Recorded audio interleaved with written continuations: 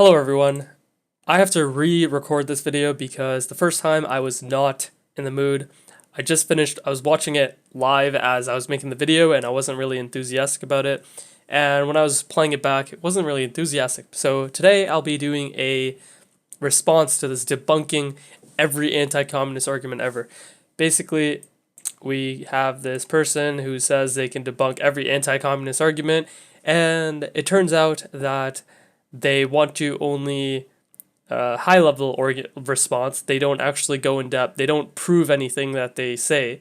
So the important part is the human nature argument. Now, what they do is they misinterpret the human nature argument and they generalize. They think it's a generalization of humans when it doesn't actually say general. It's not an actual generalization. You can argue both ways, a generalization and the fact that human nature means that people are not the same.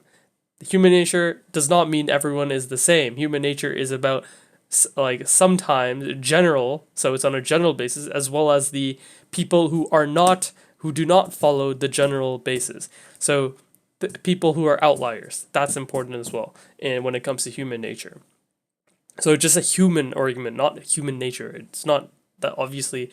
It's when people say human nature, they're not talking about every human is just a drone. That's not a thing.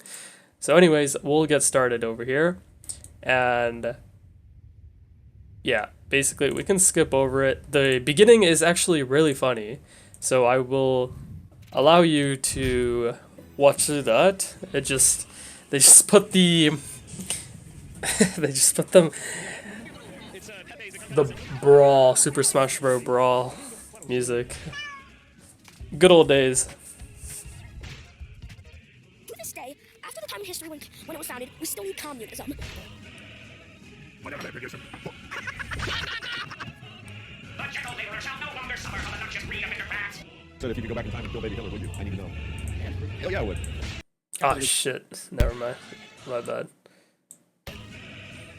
Whatever they produce. The gentle laborer shall no longer suffer from the noxious breed of interrats. Said if you could go back in time and kill baby Hitler, would you? I need to know. I have to play it at normal speed when we get to the actual person because they speak a bit fast. Marxist, Leninist, or rose a backstabbing suckdem, you already know it's like to advocate for left-leaning policies. See, this is the problem. He plays the music and I can barely hear what he's saying. On the internet, and by left-leaning, I really mean anything to the left of Reagan. So, yeah, basically, like I said in the previous video, where I'm not going to show that, but Advocate for left-leaning. If We'll you're a go hardline back. Marxist, Leninist, or rose a backstabbing suckdem, you already know it's like to advocate for left-leaning policies on the internet. And by left-leaning, I really mean anything to the left of Reagan. It's just a constant barrage of Venezuela, Animal Farm, and human nature, just a waterfall of memorized talking points internalized since birth and spat out like the world's wrongest fountain. Even the tamest of tame suckdems are getting hit with the Venezuela line, which shows just how far right everything has gone. If you're So again, this is basically in the context of America. I'm not even American and I'm responding to this video, which actually makes more sense because then I won't be using hard right talking points or quote unquote hard right talking points. I'll be using things left of Reagan because of course Reagan is not a good president. So actually that's what I think. And Reaganomics is a horrible idea and some of those things, but obviously a lot of people do not live in countries that are right of Reagan. A lot of countries that are practice capitalism are left of Reagan. one of those people who instinctively reject any idea of socialism or communism and just yell some overused line to debunk it without engaging in a discussion, you're probably not going to like this video. I don't So he says I'm not gonna people are not gonna like this video if you're really anti-communist, and I don't like this video because of the response he does and the arguments he responds to. He gives every argument a piece of mind, even the ones that are stupid. For example, communism killed 100 bazillion people. Why do you even bother responding to that? Obviously, it doesn't matter how many people communism kills or capitalism kills because that's stupid. That's not how it works. An ideology cannot kill people. The people following the ideology kill people. Suppose okay, The people will give a hard, controversial example. Actually, not really controversial. People who are part of ISIS, when they kill people, we do not say Islam killed people. It is not Islam that killed people. It is the people who misinterpreted okay, assuming Islam is a religion of peace. The people who misinterpreted Islam killed people because most people who practice Islam are not killing people. Okay, therefore Islam is not the cause of it. It is the people themselves who are killing people. Would they kill people if Islam did or did not exist? Who knows? There would probably be something else that would replace Islam if Islam didn't exist. And to blame it solely on Islam is probably not a good faith argument. You have to look deeper into it. And a lot of people don't, but that is my argument of it. And I don't want to talk about religion in this video. You really know what you're doing here. Just go write that con about helicopters and how Vladimir Stalin killed 100 trillion people. There is a specific type of person I'm trying to reach, however. It's the type of person that understands that capitalism is flawed, but can't bring themselves to support communism or socialism simply because they've been indoctrinated since birth with the holy lines. But what about... So, this guy is saying that, I'll tell you what he says later on. He does agree that, he says that countries like USSR are communist, and acts like people who are anti-communist do not think those countries are communist, even though it's usually people who are communist that think USSR and China are actually not communist. So by the same logic, then countries over here are considered capitalist, even though capitalism has no government intervention. So I will be following the same way that capitalism involves government intervention, because the current state of capitalism, which is basically a lot of countries following different strains of capitalism, including Canada and US and Sweden as well, Switzerland as well, Australia, a lot of countries here to choose from what is capitalism. Something like India is not capitalism and not communism. It's somewhere there. It's more like nationalism. So we're not going to be talking about India and something like India. Okay, so there's obviously a lot of systems, but we're generalizing, or he is generalizing them to capitalism or communism. Basically, anything that's not communism is probably going to be capitalism for him. And usually, we'll just stick to America then. Oh, human nature, though. The biggest obstacle to being leftist is dealing with all these gotcha marks, but once you take a step back from the flood of vuvuzuela, you'll realize that all of them don't make much sense. So, of course, most of them are not going to make more sense. As I just said, this is not even an argument. No one on the right says this as an argument. Or maybe people who are completely dumb on the right say this argument. That's probably true. And this whole section is about the left itself. The problem is that a lot of people simply haven't heard responses to all these anti-communist arguments, which is why I'm going to do the world a favor by debunking all of them. Because these are some arguments. Some of them I've never heard of. Animal Farm, yeah, I'm skipping this over. Never heard of this argument. Nobody uses that argument. None of us will ever have to deal with these arguments again. Oh, who am I kidding?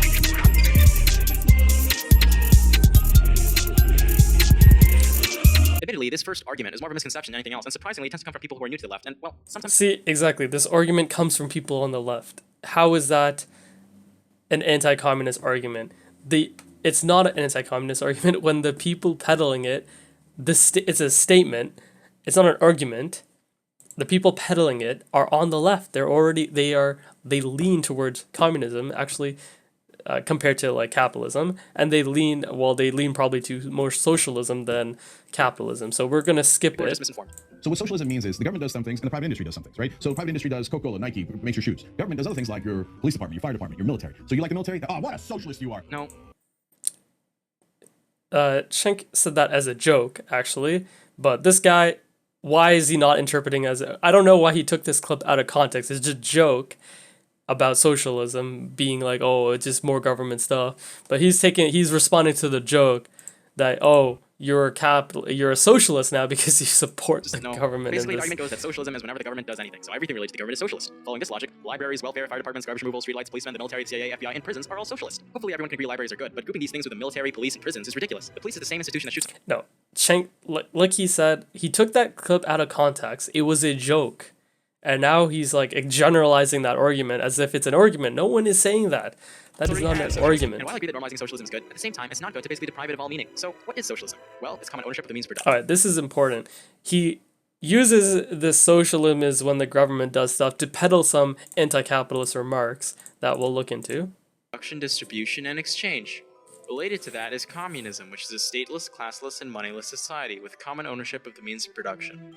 But wait, wasn't the Soviet Union and all those other places communist? How could they be when there was still a state? Well, they were run by communist parties, so they are in the sense that they were trying to achieve it, but strictly speaking, they hadn't achieved a communist society. That's enough definition squabbling. For the sake of streamlining the video, I'll just call any country that advertises itself as communist or socialist as a communist or socialist country, even if it's a bit of an oxymoron considering the definition. So please don't flame me in the comments. This is supposed to be an introductory video, another you'll type in. The image that comes to most people's mind when the communists or socialists talk about wanting more equality is that of a bland, boring dystopia where everyone is forced to be equal. Communism would essentially force everyone to become part of a hive mind, or at least is how the general idea goes. So he's saying that the argument is that communism would create a hive mind dystopia, which is not the argument that someone would pull up. The argument someone would pull up is that communism tries to get a hive mind. It's not that communism creates or is successful in creating a hive mind. It's that communism tries to create a hive mind in terms of base beliefs, base shared beliefs. So the examples for this are USSR and China. So in China, there's a social credit system, and you are not allowed to criticize the government. In USSR, you are not allowed to criticize the government. So the shared belief there is that government is good. Government equals good. That is the hive mind they were talking about, which is the argument that it tries to create a base hive mind. Over here, you see this? Base hive mind. Hive mind does not equal... hive mind does not mean that every person is the same thinking, okay? That is not when people say hive mind, they're not talking about it in the literal, broad, 100% sense. They're not talking about that. They're talking about mob mentality. Mob mentality means on certain topics, there is ubiquitous and, unanimous belief in that topic. That is what it means by hive mind, mob mentality. If you read the series of unfortunate events, you know what I'm talking about. That is where I got my definition. That's the first time I heard of mob mentality. That was from that book. However, the idea that more equality means suppressing the talented elite to the common level of the masses is just wrong. And then here he goes again. He takes this simple argument that is wrong. First of all, that is not the argument. So he already misinterprets the argument. Then he says that, it's actually about bringing, he tries to misinterpret it even more, where he's like, bringing down talented people into the base. And then he goes even further and puts socialism here. So there's 4 things he's making this. He adds the vagueness into the response. And it literally, if you're going to make the response as vague as possible, as broad as possible, and add in confusion into the mix, it's really easy to win an argument when you do 4 things at a time. So it's basically saying, so you have a sword, so you're basically fighting General Grievous, okay? So suppose you're Obi-Wan, okay, and he is General Grievous. This is what the battle is. Who won that fight? Obi-Wan did. But it's annoying when General Grievous is using 4 lightsabers poorly, okay? He's using 4 lightsabers poorly against one of yours. That's basically how to win an argument. Use 4 poor lightsabers to overpower the other person. If you have more arguments, you're just gonna win. That's basically what this guy is doing. He has 4 rebuttals, completely to different things, to win the argument. And it's like, Obi-Wan has the good argument, General Grievous responds with 4 shitty-ass arguments. Yeah, who's going to win that fight? Obi-Wan. But is it annoying? Yes, it is, because you have to deal with 4 shitty arguments. So you have to kill each one of them first, and then you get to kill General Grievous. So obviously, it's ridiculous, and it's definitely not the best way to do things. Say we want more equality, they mean freeing the masses so they can unleash their suppressed talents. After the October Revolution, there was a flourishing of art, culture, and creativity.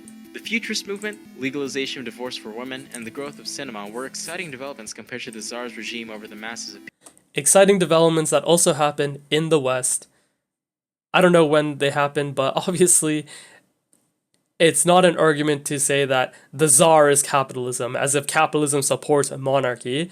I don't even like monarchy systems. It is completely ridiculous that Canada is still a constitutional monarchy, okay? I will agree. But if you ever bring up the Queen and how we should not be paying the Queen or have a Governor General, there will be a bunch of people in Canada saying things like, "Oh, I'm for the we should not become completely independent because the Queen is there to protect us in case things go wrong."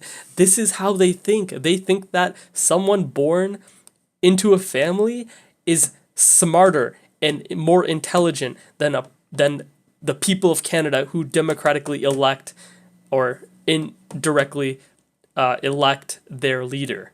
That is what some people respond to when you basically want Canada to become a fully independent nation without any contribution back to the monarchy. And the other argument against constitutional monarchy or for constitutional monarchy is that, oh, because we do this, the British support us. As if we're paying the British government. We do not pay the British government. We are paying the royal family. Why would the British government support us if we're not paying them? USA is right below us, and because of the USA, we also stopped our flying jets. We were producing jets, and because of the US, we stopped that. So obviously, the US owes us and would protect us. We also have their companies, like Lockheed Martin is in Canada as well and helps our Navy. But yeah, Canada's national defense interests is because we just don't spend money and don't have we don't actually try to form a military. We just expect Canada to never be attacked. So that's basically what the national defense It turns out argument is. liberating millions of people from the clutches of capital creates an exciting artistic society, not one where everyone is forced to be a hive mind and conform to some incorrect abstract idea of equality. So what he's saying is, he does this many times in the video, is that he's not saying capitalism, he's saying capital. And he's saying freeing from the clutches of capital. So how I'm going to interpret this is that if you assume by capital he means capitalist, he will say, no, I meant capital. And if you just take it as capital and you just say, that's not an argument against capitalism, he's just going to say, no, it actually is an argument against capitalism because I said capital. So it doesn't matter which way you do. You basically waste a rebuttal just to clarify what he means by capital. Does he mean just capital in general and like any system that has money in it? Like, he uses it incorrectly and he uses capital instead of capitalism. So there's going to be so much vagueness. Like I said before, this is the general grievous argument. So I will respond to this. Basically, it was capitalism or capital that was constraining people's freedom. So my rebuttal is that the ruling class has always pushed their views onto others, whether they are more progressive or less progressive than the previous rulers. The October Revolution might have resulted in more freedoms, but for every good revolution, there are revolutions that end up being worse. End up being worse. So a notable case is Iran. And Iran had a revolution to overthrow the government that was supported by the United States. And what happens afterwards? Women lose the right not to wear a hijab. Yes, the previous system was bad, but the revolution was not a good thing either. The revolution ended up with a woman being oppressed.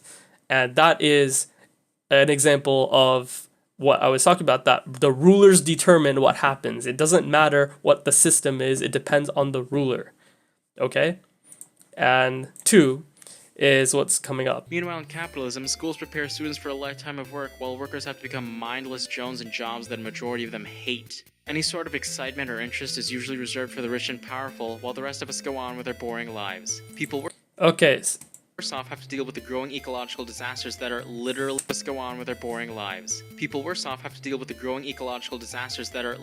killing them and destroying their homes, while the rich profit off of ignoring any sort of sustainable. okay, so people who are worse off are going to lose their homes to basically ecological damage. Now, he has not proved that. The people who live on the beachfronts are not poor, they are rich. And because of this perpetual idea that these homes are at risk of being broken, the rich people get insurance and don't have to maintain their home. And basically, I forget what the concept is called, but it's an insurance concept where people who are in worse position, asymmetric information is important. People who know they're going to behave badly seek the good insurance. So like a bad driver is going to seek out good insurance, like he knows it's going to pay off, compared to a good driver who's probably not going to pick the best insurance, who know because they know they're a good driver. But anyways, the other thing here that we need to break down is that the argument that in capitalism, schools prepare students for a lifetime of work they will hate. And his animation was a McDonald's worker, as if you need a high school degree to work at McDonald's. You do not need a high school degree to work at McDonald's. And the school's purpose is not to set you up for success or set you up to work. And its job is to it tries to set you up for success. But obviously, the education system, even in any country, in my opinion, is not going to be perfect. And there's a multitude of reasons. It could be that the education system does not attract smart people or people who actually want to help students' lives. Someone like me who would like to help people is not going to go out of my way to get a degree in a teaching degree and then compete with other teachers for that salary just so I can teach a limited amount of students and possibly help them in one or a couple of courses, so 4 courses of their lives. Exactly. It's not a good way to enact good change. Becoming a teacher is not going to have profound change on the entire system. There are better ways to help people. So people who want to help others are in the greatest magnitude possible are not going to become teachers, and these people are missing from the education system and they're not treated well. And that is one issue with the education system. The other issue is that with this argument though is that schools also teach about sex ed and things like that, and and sex ed has nothing to do with work unless you are a sex worker, but most people are not going to become sex workers. So obviously, school is not teaching sex ed so that you are to set you up for a lifetime of work you're going to hate. That is not the school's purpose. The school's purpose, like I said before, is to help you get general education as well as set you up so that you can get interested in something to work. And even in a communist society, schools will exist so for the exact same purpose, to get people interested in some things and possibly work for the society. And they have to ensure that people, or in a communist society, that the school would end up, actually helping people, convince people to take part in certain skill sets.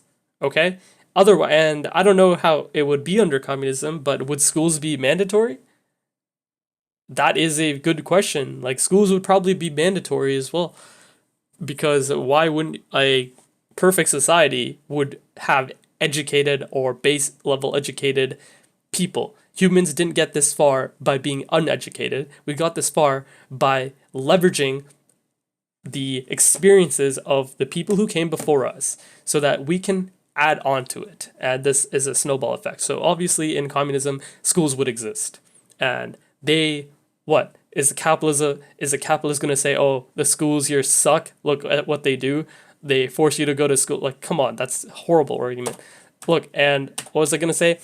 This is all about hive mind, and he brings up schools in here. Maybe all this talk about a communist dystopia is really just an example of capitalism projecting itself? See, he's just making this anti-capitalism jabs at the end of every section when the section has nothing to do with the topic he ends off at. And that's why I come off as I'm going off topic, because he's going off topic.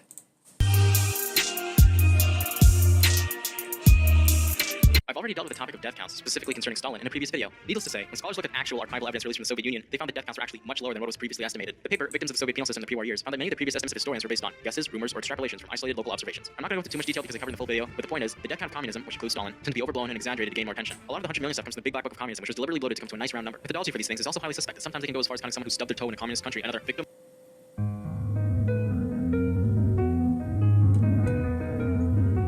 I did this before, I'll do it again. It's not really a big deal about the debt because look what he says at the end. This conversation about victims of communism, of course, ignores the millions of deaths under capitalism from poverty, hunger, exposure, and imperial. See, exactly. But here's the important part, because this video is from June 2020, but people in r/anti-work promote it, so that's why I'm responding to this video. We have more than enough resources to give food, water, and treat curable diseases for everyone in the world. It's capitalism that refuses to provide these things. Look at this guy's smug ass face. Do you know how much, oh, it's right here. Communism and capitalism kills people. So, argument, communism solves everything, okay? And my counterexample is that he says we have enough resources. People wouldn't be complaining about food prices today, and they wouldn't be complaining about food shortages. There would be nothing on the news about food shortages. Is it the media just playing a narrative? I don't even know anymore. But all I know is that a food shortage does not exist for me, and it does exist for some other people though, because food prices go up. And the other thing is the diseases. Now this is very important. The US collects $1 trillion per year in taxes. $3.2 trillion is the wealth of all billionaires. Malaria costs $10 billion tops to solve.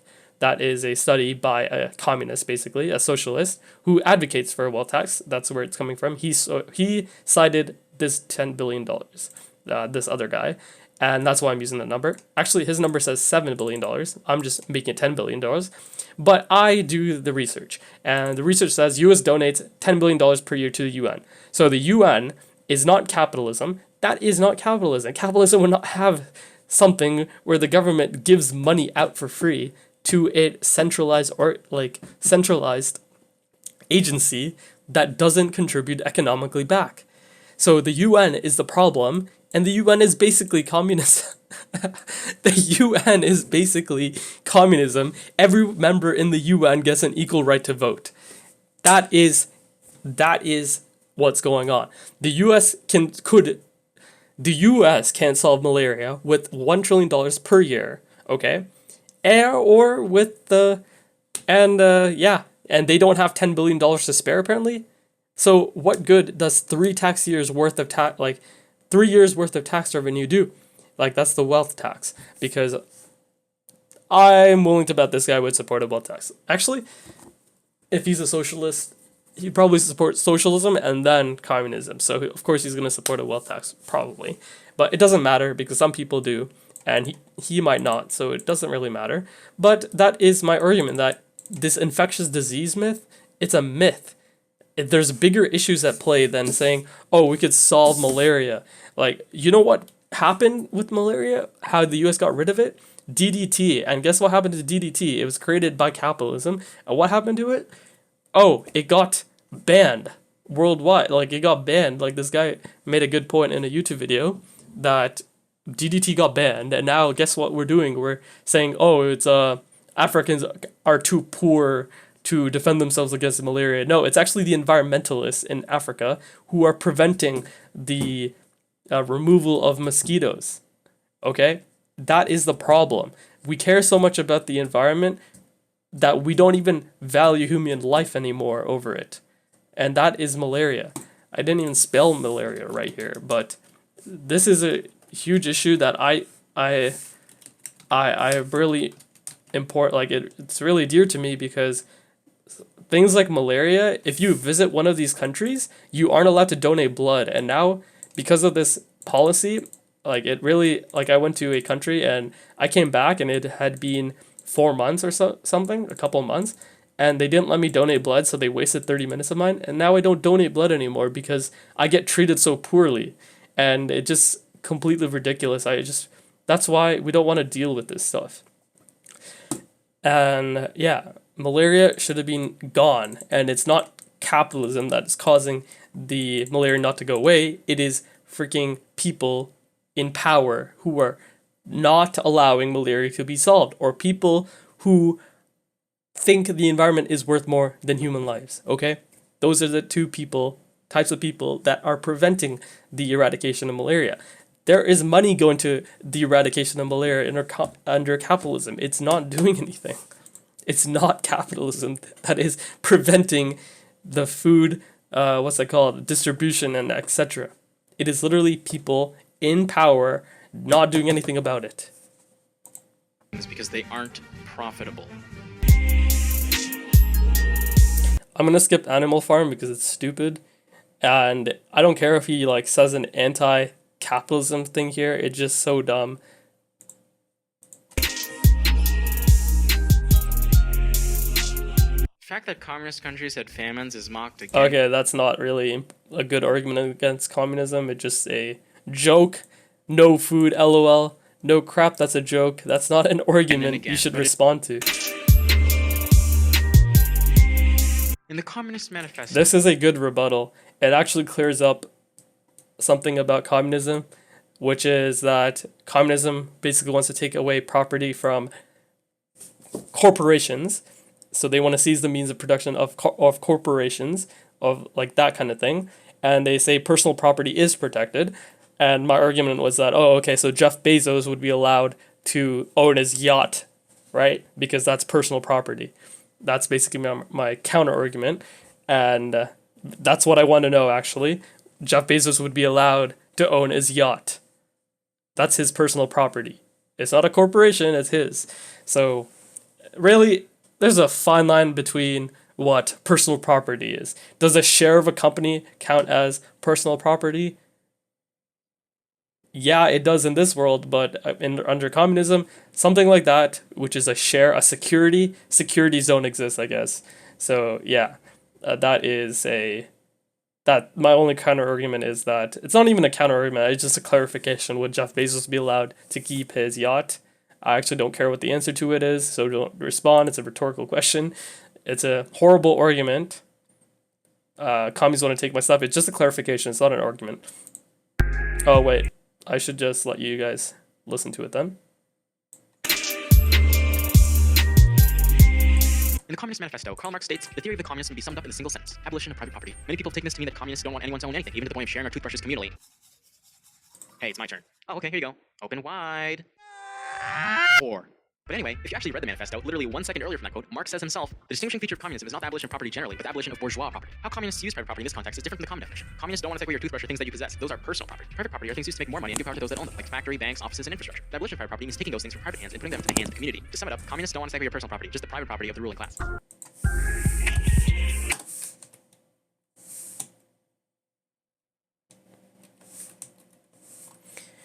Things you own. See, that's what I'm talking about. This is important. Those are personal property. Private property are... Factories, banks, offices, infrastructure.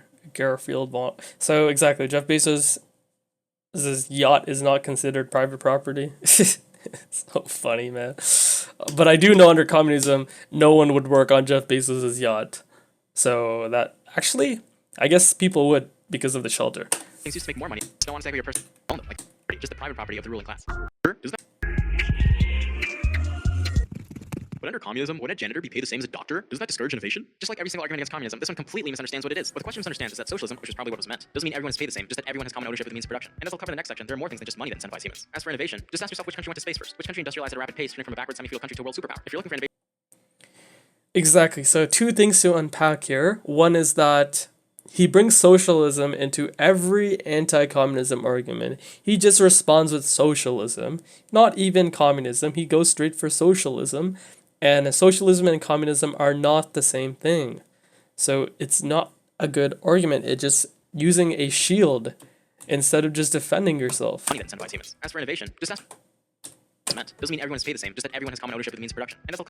So then he agrees that not everyone would be paid the same under socialism, which is probably going to be true, but then you realize profits, and which I do wonder which businesses doesn't matter anymore. In the next section, there are more things than just money that incentivize humans. As for innovation, just ask yourself which country went to space first. Which country industrialized at a rapid pace, turning from a backward semi-feudal country to a world superpower? If you're looking for innovation in socialist countries, there's plenty there. Historical examples of socialism, like the Soviet Union, have provided free healthcare, education, subsidized housing, and foster environment. Okay, so the second thing is that the unpack is that USSR does foster innovation, but if he's trying to argue more innovation, it's kind of ridiculous to say that USSR is a good country to follow example by when they're the country that has fueled anti-nuclear rhetoric because people don't understand why the nuclear reactor in Chernobyl failed. It was because of USSR's involvement and their fear tactic of how they govern. You weren't allowed to speak up against the government, and the stupid people at the top, do not care about safety. They do not care about people. They did not care about the USSR people, and that's what happened when you don't care about safety and don't care about the safety of your citizens. USSR happens. Free healthcare doesn't matter if healthcare is free if there's a nuclear disaster in the country. Everyone would have radiation poisoning. Free healthcare wouldn't matter.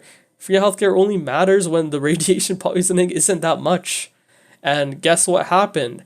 The guy that there was a fun, and this guy got a large hadron collider accident, and that wasn't considered under the nuclear benefits package. It was so dumb. But other things here: free healthcare, Canada; free education, Canada; subsidized housing, that's in Canada too; fosters innovation, that is, I don't think that's in Canada, but these three are definitely in Canada. And Canada is not a socialist country. If it is, that is definitely not. We need to change the definition of socialism, because it is not. If socialism means common ownership of the means of production, and Canada is not, then Canada is not a socialist country, and Canada has these three things. So this is not common to a socialist country, or a social country that is socialist. Learning. On the other hand, capitalism gives you extortionate prices for healthcare, thousands of dollars in student loan debt, and rent payments to your parasitic landlord. Imagine how many possible scientists. That is literally America, bro. That is On the other hand, America. capitalism gives you extortionate prices for healthcare, thousands of dollars in student loan debt, and rent payments to your parasitic landlord. Imagine how. And it doesn't consider there is so many places to work at. You don't have to work in North America. Just go to India, okay? If you're that concerned about rent payments, you can save up money and go live there, but you won't, because that is not the same culture there. I don't know why I brought up India when I said I wouldn't, but in terms of non-systems, it's literally not a good argument when there are places to live, and it's complicated about rent. It's not just rent, okay? If you try to buy housing is expensive in general. It's not a question of rent. If you're not paying the rent, you try to own the property, and you definitely wouldn't be able to own the property. Otherwise, you would have owned the property and just paid mortgage. Are there better policies for how renting could work? For sure. And I'm not going to talk about it, but one of them would be that if you're renting a place, then you have a right to partial ownership after a certain amount of years. So if you're paying rent for 30 years at a location, you are basically paying someone for free unless you're paying the property tax. Anything you're paying higher than the property tax should be considered a payment to ownership, as long as you're paying for maintenance. If you're paying for maintenance of a property and paying above property tax rent, then you should have a right to the ownership after a certain amount of years. And that could be divided into quarters as well. But that's a complicated policy, and there are probably better policies that can combat housing prices, I've talked about that before in one of my articles, so I won't get into that. Many possible scientists or visionaries have died before they could achieve anything because they were unlucky enough to be born in a poor family under capitalism. Which conflicts with profits, capitalism also often ignores and discourages science, like in the case of oil companies denying climate change. Any innovation that does take place is usually for... So is that there is a... Because poor people died, we missed out on things, and guess what? We could also say the anti-abortion people could argue the same thing about abortion. Because under communism, abortion is legal, then millions of fetuses or potential humans are not alive to contribute to innovation. This is the same argument. It's a horrible argument, and you can see where it leads to. The anti-abortion people can just say the same argument that if capitalism bad is because some people couldn't become the scientists because they were born into a poor family, then there's no difference between anti-abortionists saying the same thing about abortion. Because of abortion, some people were not even given the opportunity to become a scientist or a contributor to society. They were that opportunity was taken away from them. And me, I'm probably pro-abortion. It's not a big deal. It's not a big issue to me. So I don't want to talk about it too much. But that is where I'm coming from. Since I can play both sides of the abortion. The thing. I can play both sides. But if you're going to use an argument like this, just know where the people on the right who actually use these arguments are going to say. They are most likely going to be anti-abortionists, and they will use, or now that I've said it, they will use that argument against you. It is a horrible argument to say that because capitalism has ended up with people, because people born to poor families ended up not being alive, that happens. But under communism, those people would not even have been born because they would have been poor, they would have been afforded an abortion, and the whole point of abortion is to prevent poor people from having a kid. That is one of the main points of abortion, and that is that poor people have the right to not have a kid so that they could be in a better financial situation. So that means that the kid born into that kid who doesn't get to become a doctor in a poor family is also not going to be alive under communism because they were poor. The benefit of the capitalists, not us. Ask yourself why, when a new machine or program that can replace workers gets created, workers get laid off. The answer is that capitalists are calling the shots and want to cut costs to make sure they can make as much profit as possible. Under socialism, where there's common ownership of the means of production, this type of innovation wouldn't result in layoffs, but rather pay raises and less working hours. Why would the workers fire themselves? And I used to say this all the time when people, back when Russia was the Union of Soviet Socialist Republics, and they'd say, "Oh, but aren't you so glad that you're in America?" I said, "Well, I know a lot of Russian filmmakers. They have a lot more freedom than I have.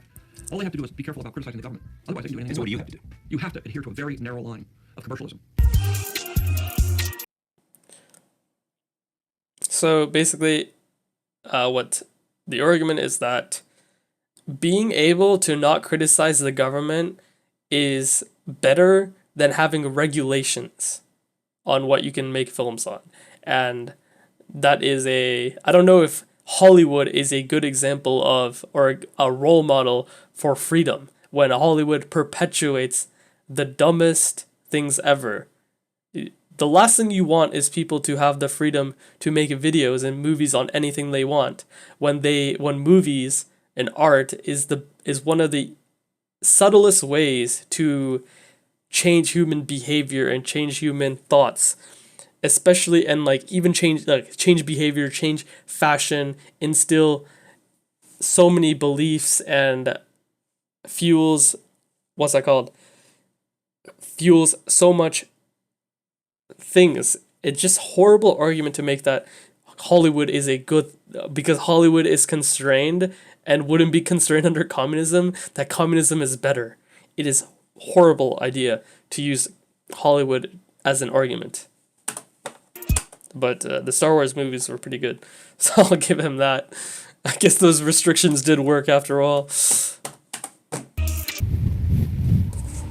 Communism will never work because of human nature. Humans are too greedy and lazy to do stuff unless we had a monetary incentive like we do in capitalism. Well, let's see. This is important. I really don't even want to respond anymore to this video. Power to get people to do stuff. I don't know. What about survival, bettering another person's life, passion, satisfaction with your work, curiosity, boredom, and output for creativity, necessity, and companionship? So let's tackle this on one by all. as soon he's going to come to it, but for most of life people lived under communism because the primary objective was survival. As soon as the primary objective was solved, which is survival got solved, then people started creating governments because guess what is more important than after survival is met? Guess what people do? They get clothes. Clothes is important. Shelter ends up, well, shelter is part of survival, but other than shelter, it would be more sophisticated shelter, more sophisticated food, things like that. It's sophistication, and that's how capitalism or money got created. It wasn't because of.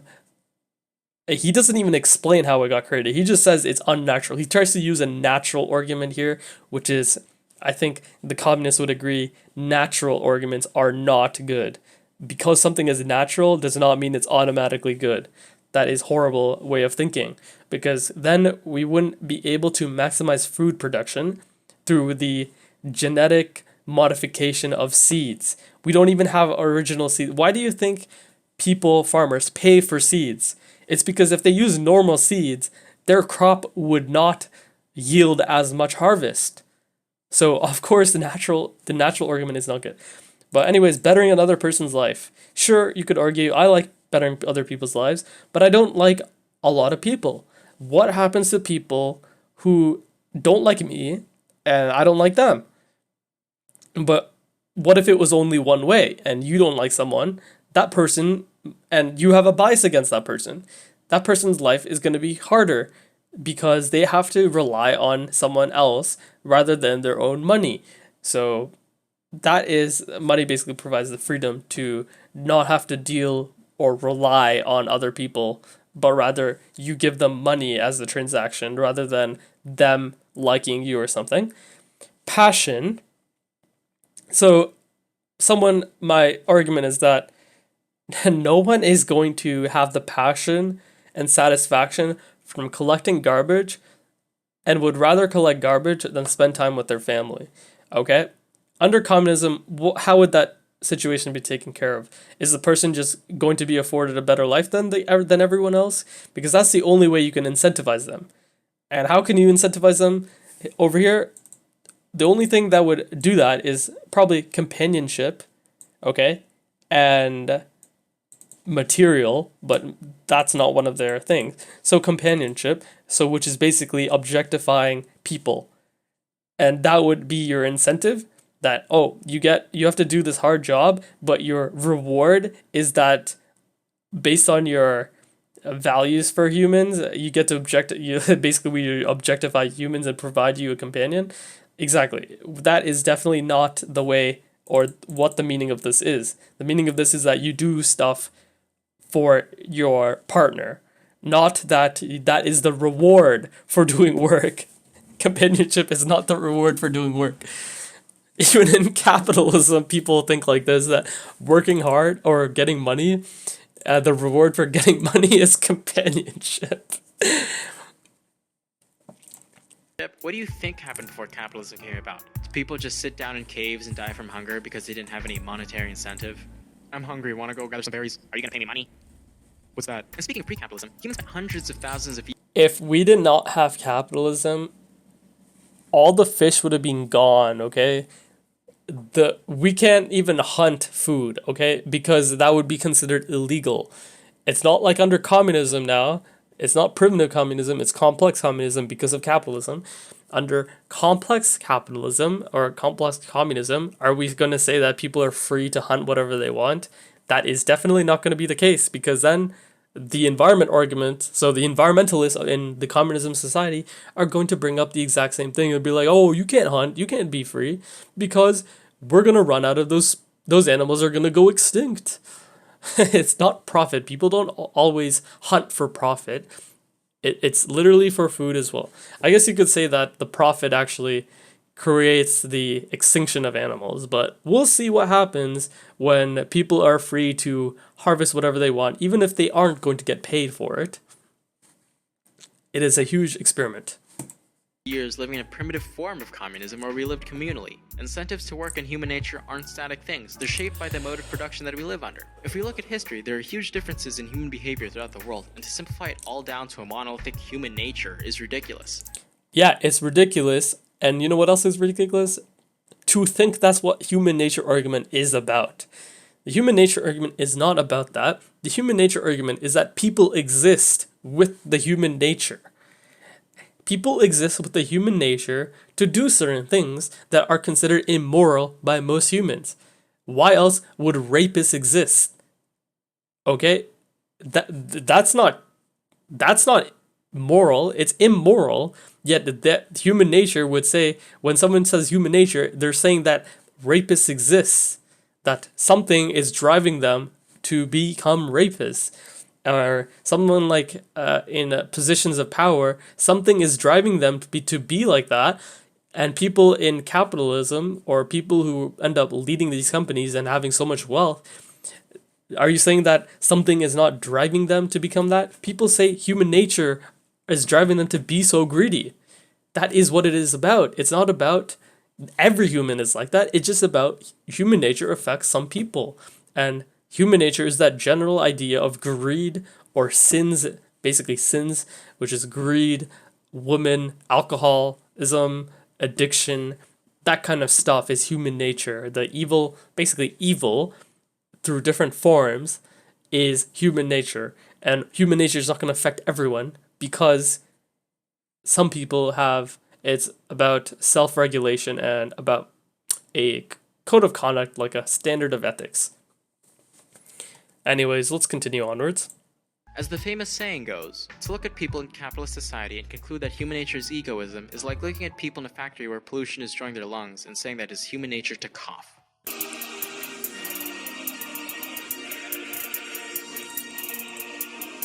Interestingly, since it's difficult to attack the basic ideas of socialism and communism, like economic democracy and work empowerment, anti-communists have to find another way of shutting these ideas down. You know what I'm talking about. If you like socialism so much, why don't you move to North Korea? Or, if you're a socialist, why do you own an iPhone and a Karl Marx body pillow? Hey, insult me, but leave him out of it. Don't worry, Carl, the bullies are gone. So these arguments about socialist hypocrisy almost always never bother to address the actual ideas of socialism and serve only to attack the person talking. It's a slimy tactic that doesn't actually mean anything. The train of thought goes as follows. Socialists are against capitalism. iPhones are made in capitalism. And then their galaxy-sized brain combines these two ideas to synthesize that therefore socialists are hypocrites. The problem is that using this logic, you literally can't criticize any system at all because you're a hypocrite for living in it. I don't think I like living in a slave society very much. Haha, but you're eating food your masters gave you. I don't think I like living under feudalism very much. Haha, but you're using tools made out of feudalism. See, the problem is that under capitalism, you're free to get out of the system. You're free to move out.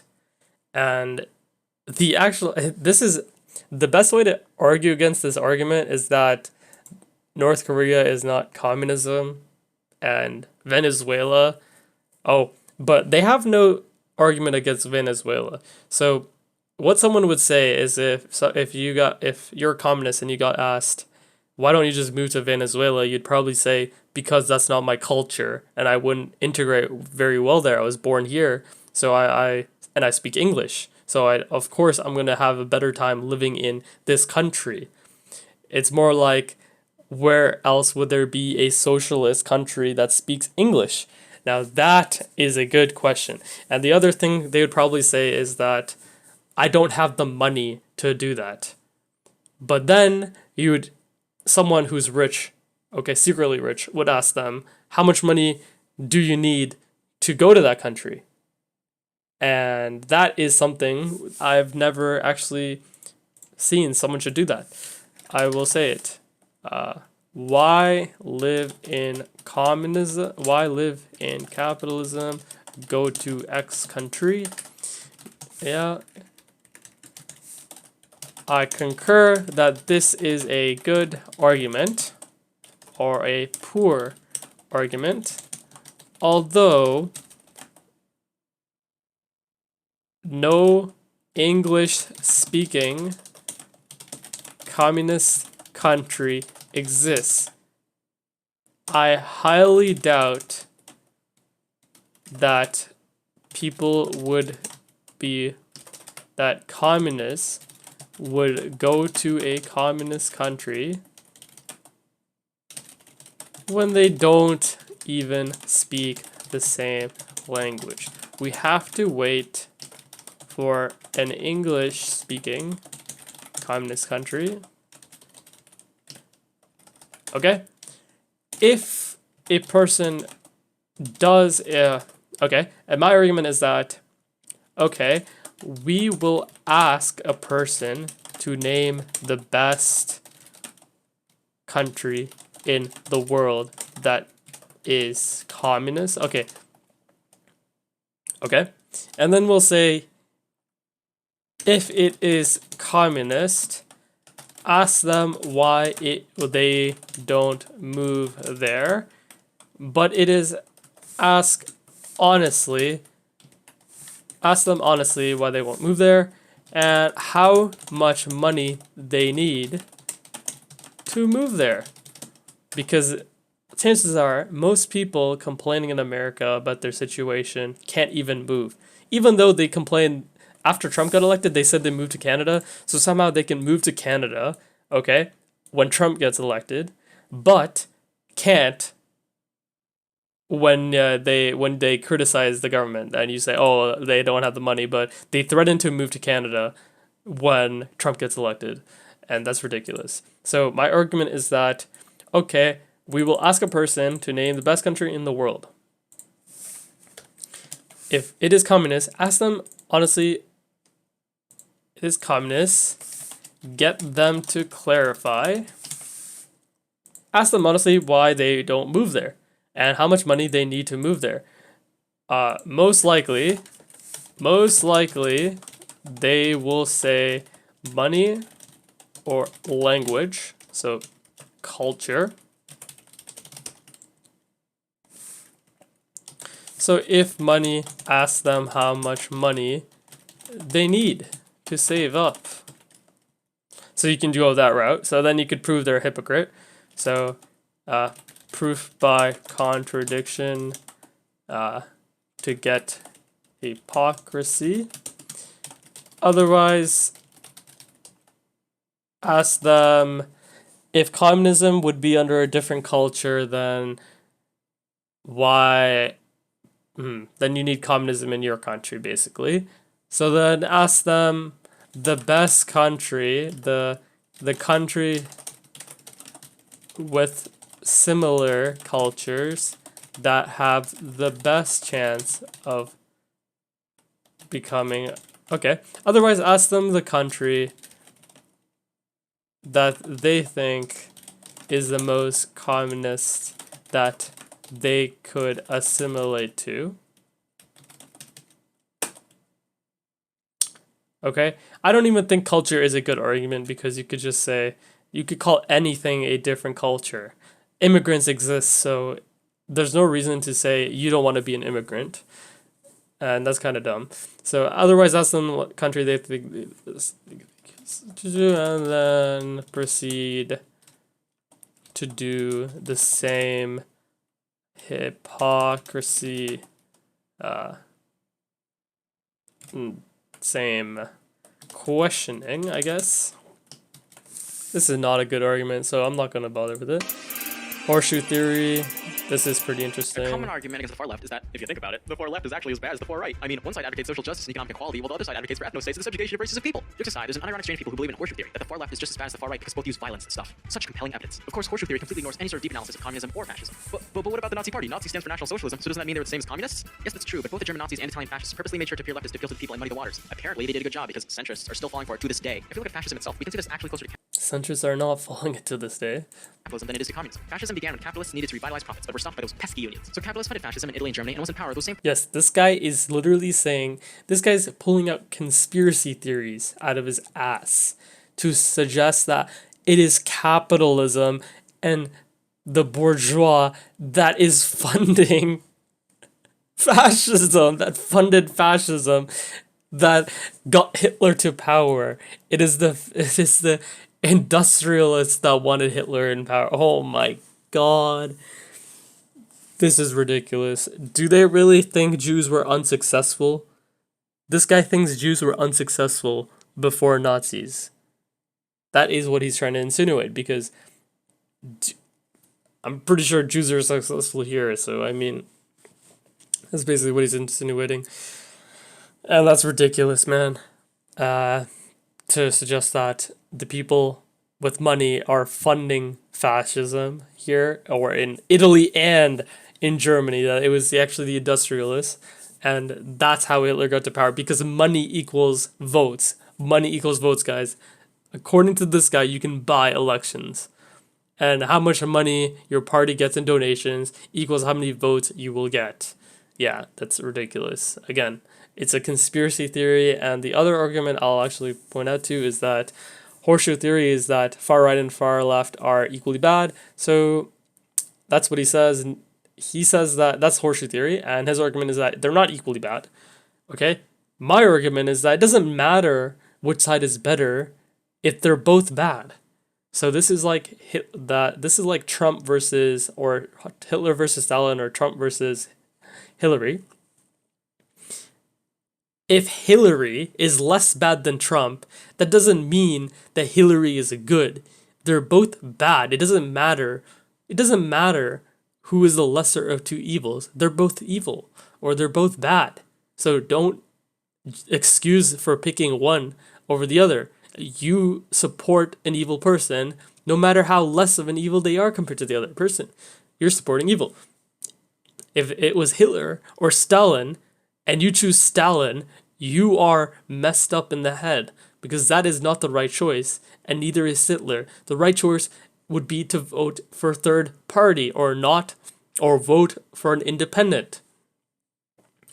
And if that doesn't exist, then the best choice is to run yourself and get the nominations to run yourself, because we live in a democracy.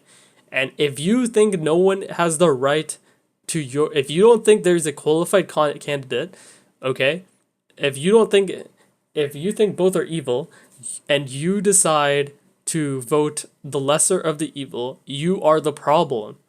So, because there are multiple things you could have done. You could have voted third party, and if you can't vote third party because you don't like them, you could run yourself. And if there's not enough time to run yourself, you can simply not vote at all, because not voting counts as a vote. You're just saying, I do not support anyone, okay? And that is fine, but you should rather vote for a third party so they can get more funding, or you should join a third party. But a non-vote is better than voting for the lesser of the evil. That is my opinion, because you are not immoral then. As soon as you support a person who is immoral, basically you become immoral, because you're saying you're okay with it, you're condoning it. And that kind of logic is kind of stupid when cancel culture is all about, right now, it's all about, oh, you can't support immoral people. That means you're immoral itself. But when it comes to politics and you support Hillary, you're not immoral, because you're just supporting the lesser of two evils. So it's pretty dumb to say that because horseshoe theory is false, which it is false, that means far left is good. And no, it doesn't matter. They're both evil.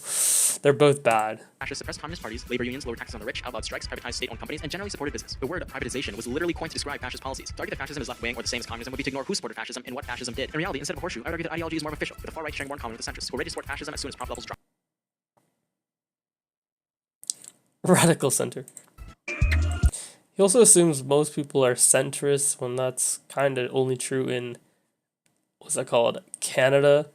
In America, Europeans don't even think Americans are centrist. They think they're rightists in America. So can't even call people centrist. Centrist doesn't even exist. Does it even exist? Who knows? Is someone who flips between parties a centrist, or are they just making informed decisions to best serve their interests? It's literally that. People are voting for their self-interest. They don't vote because of some line on a thing and that they're in the center. They're voting based on their own self-interest. It doesn't matter where they are. I guess that's what he did, that thing where he bent it over, but whatever. Communism also always results in totalitarian dictatorship.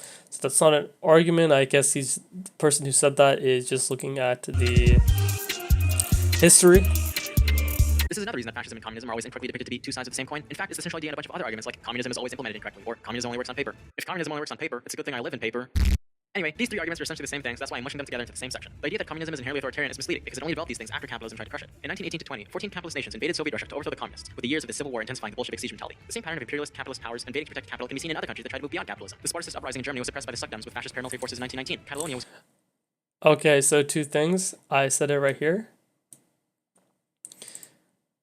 He generalized interventions as capitalism wanting to protect capital rather than A, national interest, and B, the pre-existing notion that communism would be bad.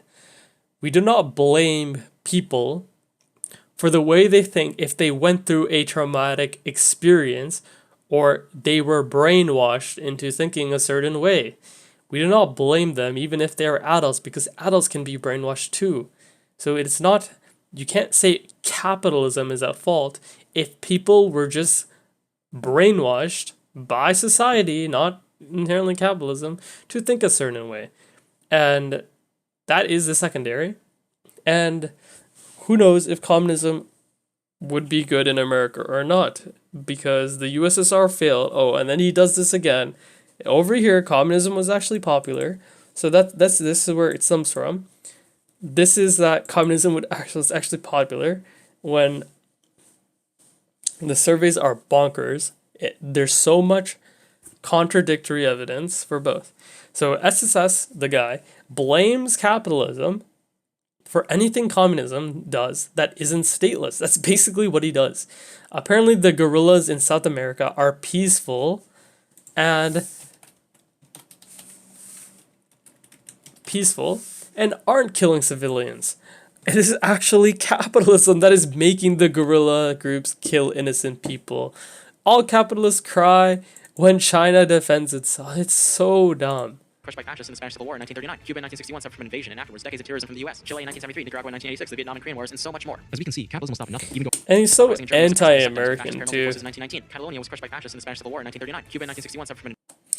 He does this on purpose. America, the KKK. America is the KKK. America's racist, guys. America was racist in 1961, guys. America was more racist in the 1900s than the 1800s when blacks were freed. Like, come on, man. Like, this is so dumb. Invasion, and afterwards decades of terrorism from the U.S. Chile in 1973, Nicaragua in 1986, the Vietnam and Korean Wars, and so much more. As we can see, capitalism will stop at nothing, even going as far as supporting fascism, if it means stopping communism from threat. See, he just spews the conspiracy theories. The reality is that revolutionary countries are not going to be allowed to develop a socialism that is unhindered. Instead, what we see No is a sort of siege proof at socialism, all. with authoritarian measures being adopted just to fight back the onslaught of the West. In the whole context, we can see that the totalitarianism of communism is not a natural development, but an unnatural one caused by the constant barrage of capitalist terror. It's unnatural because of capitalism, guys. Communism fails because of a competing belief, guys. Communism, this guy just admitted, communism turns into a totalitarian government because it cannot handle opposing systems. It cannot handle other things that aren't communism. That is a failure of communism then. Capitalism can handle communism, but communism can't handle capitalism? What kind of dumb shit is this? That just means he just admits that capitalism is better than, because you cannot use this argument that it is capitalism that caused communism to become a totalitarian, and he's taking because he's defending it like the way he is. He's actually agreeing that totalitarianism is bad. Okay, but he's kind of also agreeing that, oh, actually it's not that bad. So we gotta figure out if it's bad or not that bad. And for the most part, it is pretty bad. Because rarely will there be a leader that is rarely will there be a dictator where the country is doing well. Okay? That's a rarity. And for good reason, because of the human nature argument, that most people do not have the ability to self-regulate, to think about the bigger picture. Most people are acting in their self-interest. It is a fact that it's like that, and they extend it to their family, but sometimes the family unit doesn't even exist anymore. So there is no family to extend it to. There's friends, there's nepotism. You think nepotism is not human nature? Of course it is human nature. That's what people think when they say in human nature. That's what they're talking about. They're talking about some people using nepotism. If human nature was not a thing, like this guy, if the human nature was exactly as this guy said, where people are deferring beliefs, then nepotism is not human nature. That's what he's trying to say. But then that just defeats the purpose, because nepotism was what we're talking about, and that's under the human nature argument.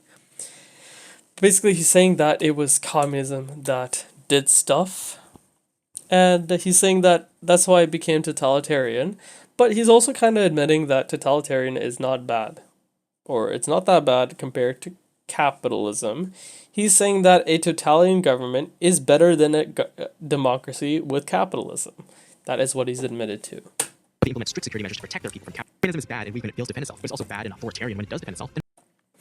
So this is what's called a double bind, basically.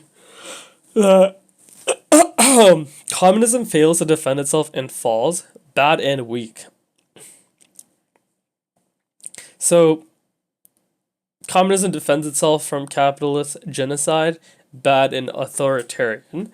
Okay, so we'll take a look at this part, because this is true. Usually people call China that, so we won't take a look at that. But he didn't prove that capitalism causes countries like China to become authoritarian. He did not prove that.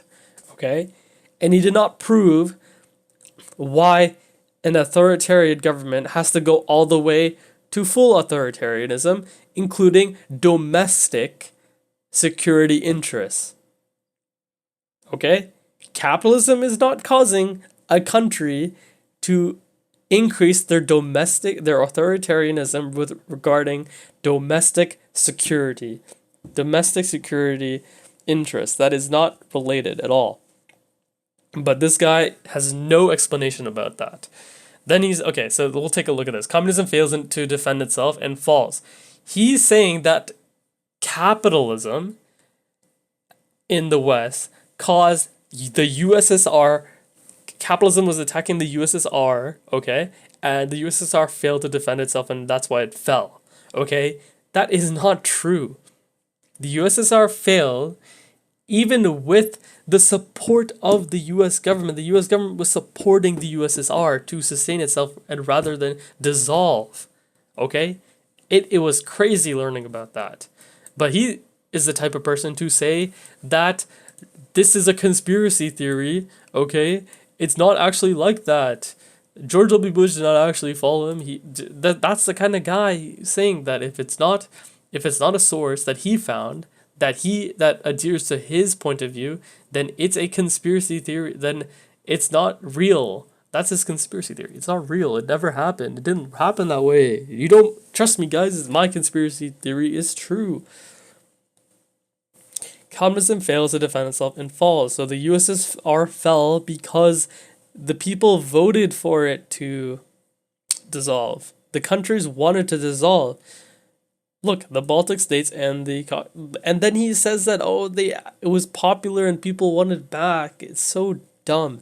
And I was looking online and they said that there was a dictator and his approval rating was 80%, okay? But the party that stemmed from him after democracy happened never got more than 1% of the vote. So you can see that people do not only say, like, it's not a valid argument to say it was popular, that people miss it or something. That is not a valid argument. It is not a good argument either.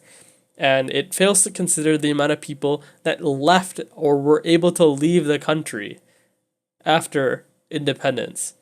Why would anyone want to stay in the USSR even like when they were finally given the right to leave? They wouldn't stay in the country, especially if it went through economic turmoil. So then the people in the country, so it's a sampling bias as well. So that's what happens. So let me add it.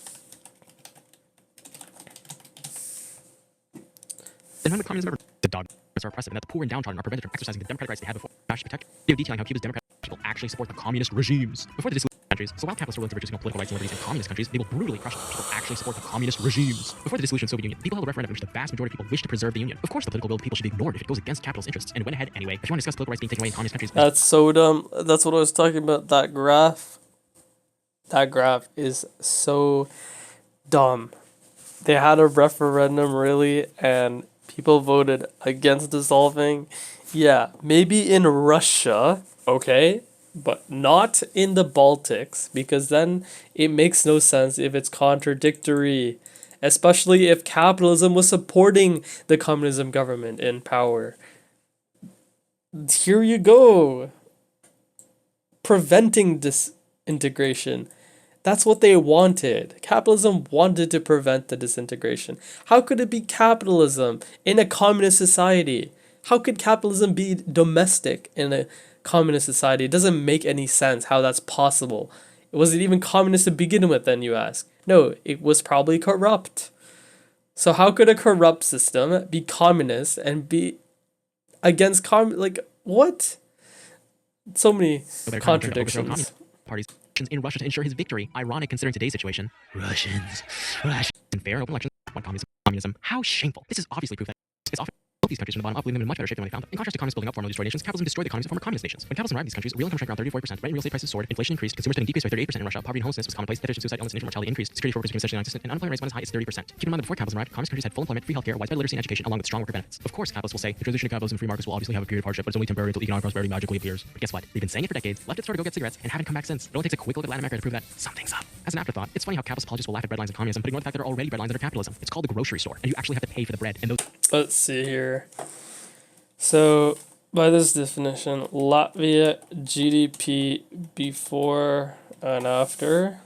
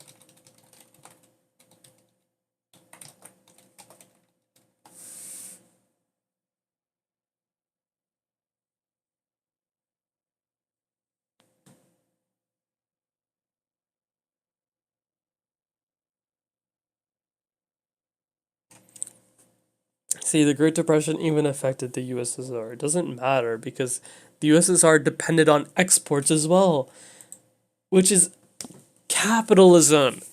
That is part of the capitalism system. Economic trade, man. I swear to God, it is not so simple as saying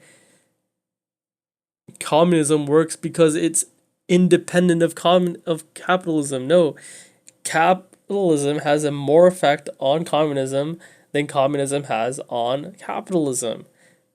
The only effect communism has on capitalism is psychological, which is true. There's a fear by capitalists about communism. It's psychological for sure. It's mental and psychological, but communism is directly affected, economically affected by capitalism. Okay? Capitalism's existence threatens communism, but the other way around is not true. Capitalism is just more dominating, and the communism can't do anything about it. That means it's weak, basically, in what I'm trying to say. Oh boy.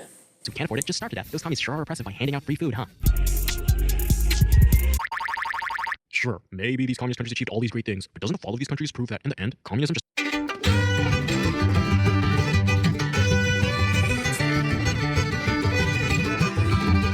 communism in the Soviet Union, Eastern Europe was a triumph for capitalism, but that happened over a quarter of a century ago. Let's see what's happened since. Since the collapse of communism, the United States and capitalist powers have attacked and even outright invaded various countries like Iraq, Yugoslavia, Afghanistan, Iraq again, Libya, and the smaller interventions in between. The social democracy in Scandinavia you all love. The main reason it's so strong is because communism was literally around the corner. Without communism to blunt the edges of capital, capitalists have been free to exploit workers and are continually rolling back rights. Saying fall of communism proves it doesn't work ignores the fact that communism did work. It provided essential services like healthcare, education for free, full employment, rough income inequality, and inexpensive housing in a reliably growing economy. Compared to the instability of capitalism, communism worked far better. The only reason communism in the Soviet Union collapsed is the West's efforts to bring it down. The strains of the Cold War with the punishing amount of GDP spent on military, the cost of being anchored to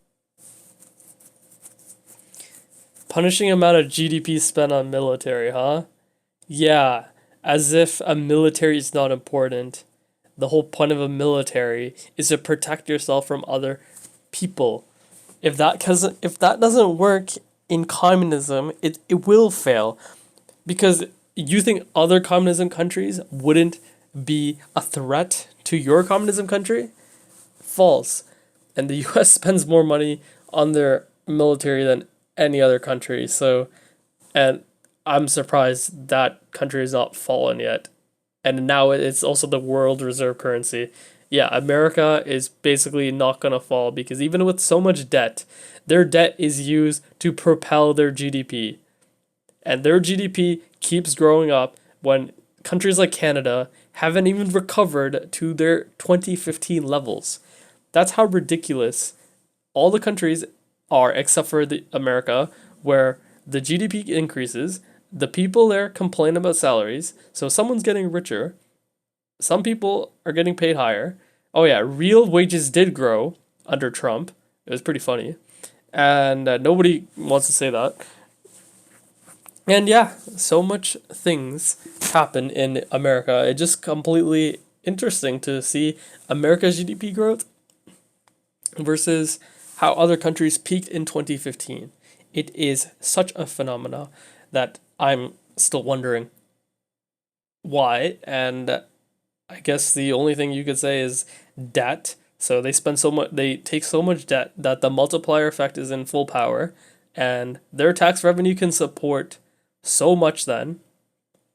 And they can pay, their interest payment is 14% right now of their tax revenue. So it's pretty crazy. So it doesn't matter. They could probably survive a lot of a super huge recession. They would need a depression basically to crumple the economy, to crumple the country. They would need a depression so large, so many people unemployed, that their tax revenue falls 50%. That is what would be required basically to cripple the government and make it default on its loan, on its interest payment, and cripple the US dollar, which is the world reserve currency, and basically say that capitalism failed. That is what we're waiting for. That is what everyone's waiting for the fall of America. And you know what happens after that? It also means the fall of communism, because most communists live in America. Like, in terms of pro-communist English-speaking people, most of them live in America. So that's kind of funny too. So the fall of capitalism, okay, which everyone, even capitalists want to see it, because they don't like America's situation. The fall of America will not only harm capitalism, but it will also take down the entire communism movement after all. And then you guys would literally be living in primitive communism again. It would be kind of funny. socialist countries and movements, Gorbachev's awful policy failures, and coup d'etat led by Pizza Hut. Look at that smug piece of shit. None of these reasons have anything to do with communism itself. On the contrary, it proves that capitalism doesn't work because of how far capitalists will go to crush any attempts at communism. As former GDR Minister Heinz And this guy even blames the leader of the USSR for the failure of communism, for their fall of communism. What? Kessler said, sure, I heard about the new freedom that people are enjoying in Eastern Europe, but how do you define freedom? Millions of people in Eastern Europe are now free from employment, free from safe streets, free from healthcare, free from social security. And he's okay, so let's go back to the point. If the communism wasn't centralized, how would the USSR be able to go to space? Someone had to make the decision that space was worth going to. It's not like under normal communism where there is no state that people are just going to be able to go to space and be like, yeah, actually, going to space is more important than every other work. And why would anyone want to go to space under communism? Like, that is not... Your life would have to be so well at that point. So, yeah, I guess that's why they went to space. Their life was so well that they decided to go to space. Communists are often stereotyped as lazy, good-for-nothing white college students who want nothing to do with their lives. Of course, this is all nonsense. Communists can come from any and all backgrounds, and are usually from the most marginalized groups. And if we actually look at what people who live under communism think, we can see that the majority of them actually want communism back. As I mentioned earlier, a majority of Russians actually wanted to preserve the Soviet Union in a referendum held Here. They say that 2 decades of capitalism in this declining town have spawned rampant corruption and a lawlessness that didn't exist before. This is a funny video. This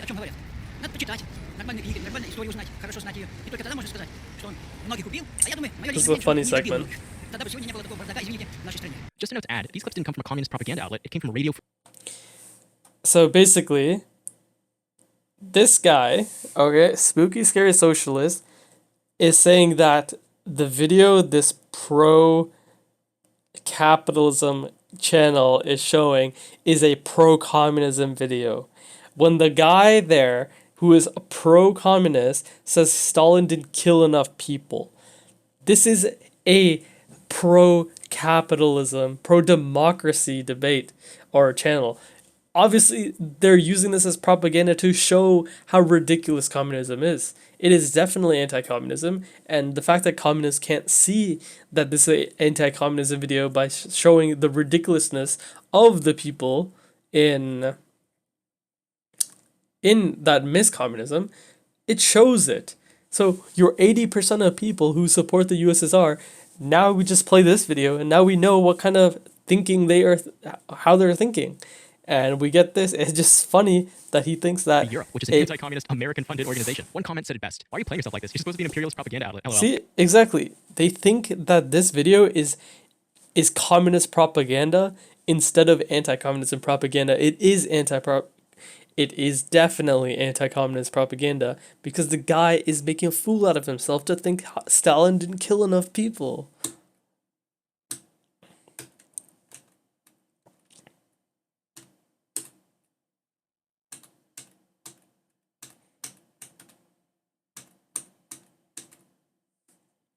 Then he's talking about Venezuela, and basically about Venezuela, I'll just skip over it, that Venezuela failed because of oil. They were so oil dependent that they failed, as if oil, a capitalist country would also fall, okay, if they were oil dependent.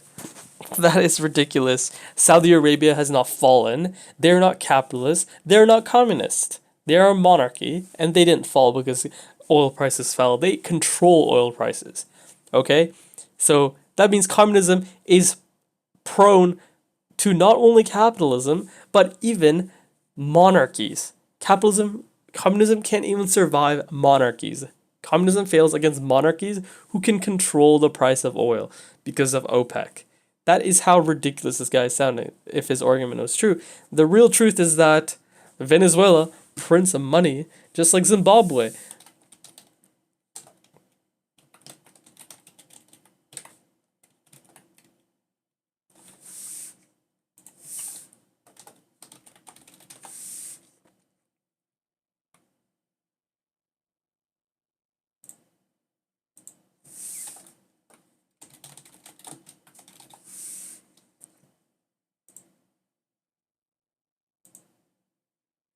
Yeah, it has everything to do with oil prices and not this guy's presidency, okay? And where he printed money and had deficit spending. You know what that means? That means he printed money and he took on debt. And because people support him, apparently it's not because of his fault, because people support him. So this guy's argument is also that people in cults actually know what they're doing, and people would never willingly would never be brainwashed into killing themselves when there were cults that existed in this world that made people kill themselves as if they have free thought. People in a dictatorship are not guaranteed to be able to think freely. So people in these countries where they voted for Nicolas Maduro, so people even in democracy, okay, if there is enough propaganda in any country, even if it's a democracy, it's basically similar to a cult, and it doesn't matter if there's democracy, if people are prone to not think critically. That means something is going wrong, and you can't say that because people voted for it, it's a good thing, and that it's not the person who they voted for who's at fault. Voters can be wrong, and democracies have shown this all the time. USA is one of them where democracy has failed. And what I mean by that is civil rights. The civil rights took way too long to be guaranteed. They should have been guaranteed by the founding fathers for everyone, but the founding fathers are not that smart either. They did not think about all the cases, and they did not realize that they were also not completely moral, and they could have also been scared to stand up to everyone else. And that is basically the thing of it. But they could have been moral, and they could have risked being killed. That's what they should have done. And you know what? It would have probably caused a second civil war, but at least it wouldn't be the United States of America. It would be half of the United States. It would be split into countries, and then we could make fun of the South, okay, if they still existed, instead of now where we just call them racist and they can't even succeed because it's called the United States of America. Anyways, I don't even want to watch the rest of the Well, movie. the root cause of Venezuela's still a dictator, guys. Why is anti-communism so prevalent? That's not relevant. So, and there we go. We're done with the video. I hope you guys liked it, because I did not like recording this video. I'm basically dead. It's already 1 a.m. I'll see you guys later.